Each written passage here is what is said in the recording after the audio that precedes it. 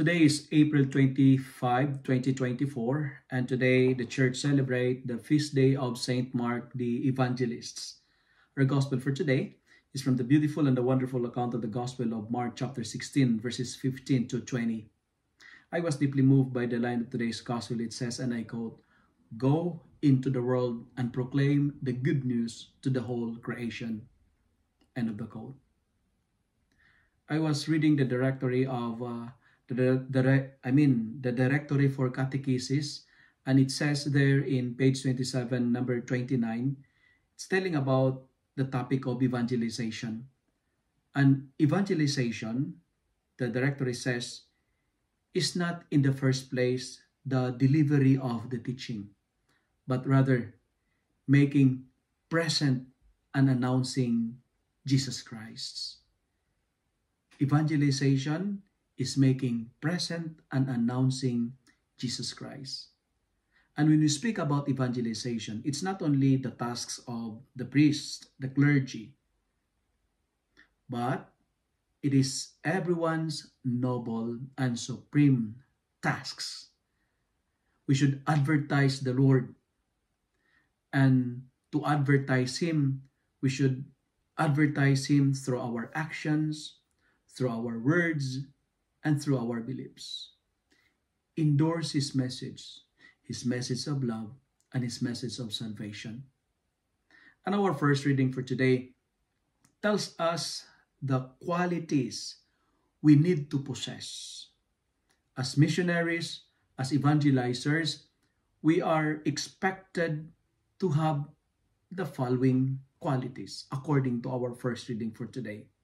Number one, a missionary should possess humility.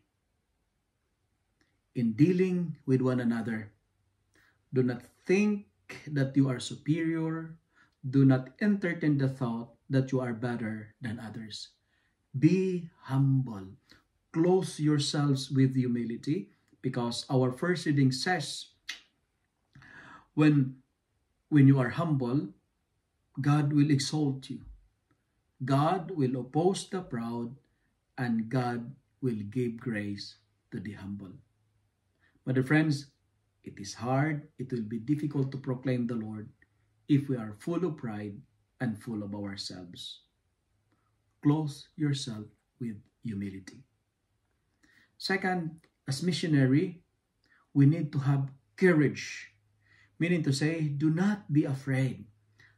Cast all your worries, offer and surrender all your anxieties to God, because He cares for you.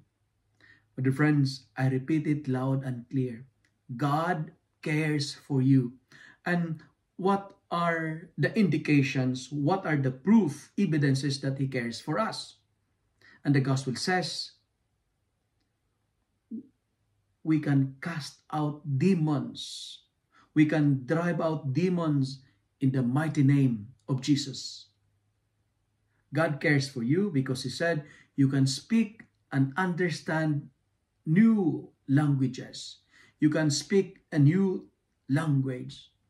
And God cares for you in a way. He said you can pick up snakes and drink deadly thing without being hurt and being poisoned. And finally, the evidence of God's care for us is we can be an instrument of healing by simply laying on our hands to the sick individual. People will recover from their illness, and sickness will be destroyed by the mighty power of God. Have the courage and believe, because that's a promise from the Lord. And He said, I will never abandon you. I will always be with you till the end of age. When we become evangelizers, meaning to say, we become powerful because of Jesus. We become powerful not because of our power, not because of our strength, but because of Him. We can do impossible things because of Jesus. And Jesus will equip us of the power we need. That's why, my dear friends, believe and do not be afraid. And finally, as missionary, as evangelizers, called to proclaim the good news to the whole creation, we are asked to be patient. Patience. God promised salvation. God promised eternal life when we follow Him. He never told us to be exempted of sufferings. You know, we will surely experience sufferings and pains. However, our approach towards rejection, our approach on how to deal oppression and pains and suffering in our life is through the virtue of patience. We will undergo sufferings, but it is only for a little while. Meaning to say, suffering is not our identity. It's only temporary. It's only for a while. Our experience of pains in life is not eternal, because with the help of God's grace, He will restore, He will support, He will strengthen, and He will establish us. But friends, proclaim Jesus, endorse Jesus to others, make Him known. But in doing so, be humble, be courageous, and be patient. If you love and like this reflection, kindly share it with your friends, share it with your family. Make the Word of God viral so that many will be blessed.